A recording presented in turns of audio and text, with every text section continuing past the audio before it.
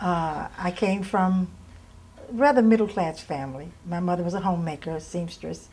My dad was a businessman. He owned several things. He owned a shoe store. He was co-owner of a printing company. He had his own insurance company. So he did several things, but very active in the community. Coming home on the bus from basketball practice, they wanted me to sit in the back of the bus. And I said, no, I shall never sit in the back of the bus. I used to stand all the way home in the back of the bus. In fact, the bus driver drove me to the courthouse. That's where the jailhouse was, in the courthouse. He drove me to the courthouse, called my principal, Mr. Carroll, called my dad. My dad said, listen, this got to stop. You cannot continue to do this. Somebody's going to get hurt. And then in the 1960s, we heard about North Carolina AT&T sitting in, protesting racial discrimination in lunch counters and other public facilities. And we wanted to do something to support them. So we went to the law school, and they all gave us, make sure we had some money in our pocketbooks, and we got in cars and went down to S.H. Crest. And we shopped in Baton Rouge. We shopped, and I bought cosmetics. We all bought something. We had receipts. And then we sat at the lunch counter to order whatever. I ordered hot tea. The young lady got real nervous. She said, oh, no, no, no, we can't serve you here. If you go over behind the curtain and wait, I'll bring it to you. And I said, no, I'm a customer. And the man sitting next to me said, the lady is giving you the policy of our establishment. You have to go over behind the counter. I didn't know he was a manager. And I said, no, I want to sit here and drink my coffee, my tea like you're drinking your coffee. And then he pointed to her, and she went to the phone and called the police. So it took us to jail. Jail was really jail. A Louisiana jail is unbelievable. And at that time, I was a smoker. It was fashionable to be a smoker in the 60s, you know. I was smoking. And so I had these little cigarettes with me smoking, and the lady said, give me that cigarette. Don't put it out. And I said, you can have the whole pack. And she said, what are you in here for? And I told her, and I said, what are you in here for? She said, well, nothing, I just stabbed the man. I said, okay. Just stabbed him.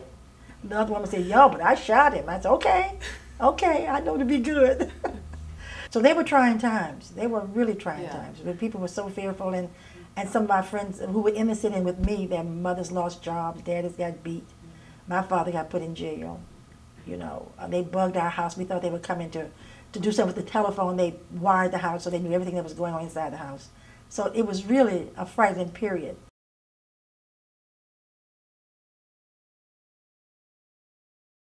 And I went I had all my papers with me. I said to the man at the desk, I said, I'm here to apply for the job with the Peace Corps.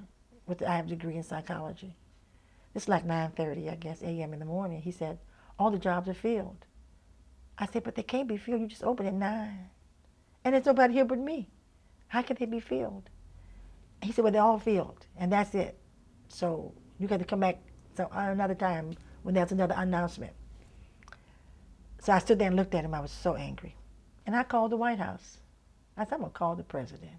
So I called President Kennedy. And I told the lady what I was concerned about. And I told my cousin that even when I had done, he said, you don't call the White House in Washington, D.C. Do you understand? I said, okay.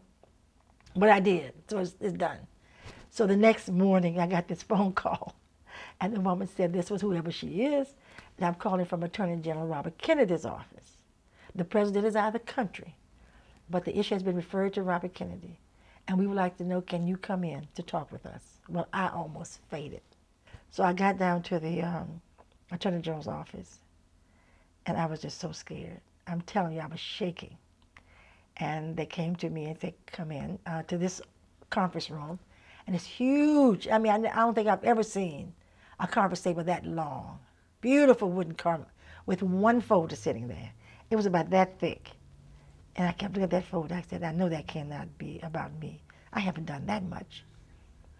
Well, it was. From the day I was born. They had researched me from the day I was born until that day. I could not believe it. And all I could think about was, what's in the folder? What did I do? You know, I couldn't even focus on why I was there.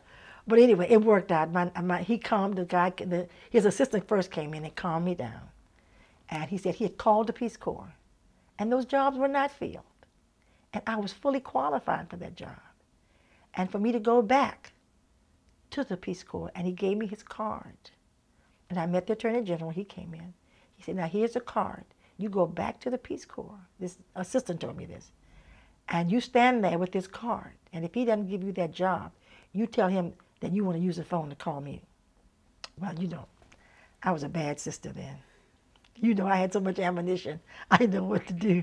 So I left the office and went straight to the Peace Corps. And the guy said, I walked in, he said, didn't I tell you yesterday that the jobs were filled? I said, yes, you did. I said, but you know what? I found out that they're not filled. And guess who else knows about it? I said, the President of the United States knows about it. You know, I went that route first. I said, and the Attorney General knows about it. And he just looked at me. He didn't know what to think. He didn't know if I was crazy, if I was hallucinating. He just stared at me. I said, I'm told that I should apply for this job today and that this job would be available for me. And he just looked at me. He got up and went in the bag, came back. He was so red. And so, I mean, he was just sweating like a bull. I said, now, let me tell you the second part of that. If I do not get the job, I'm to use your phone and call this man. See this card? I showed him the card. Girl, he looked at that card. He said, this woman is crazy. He said, come on back here.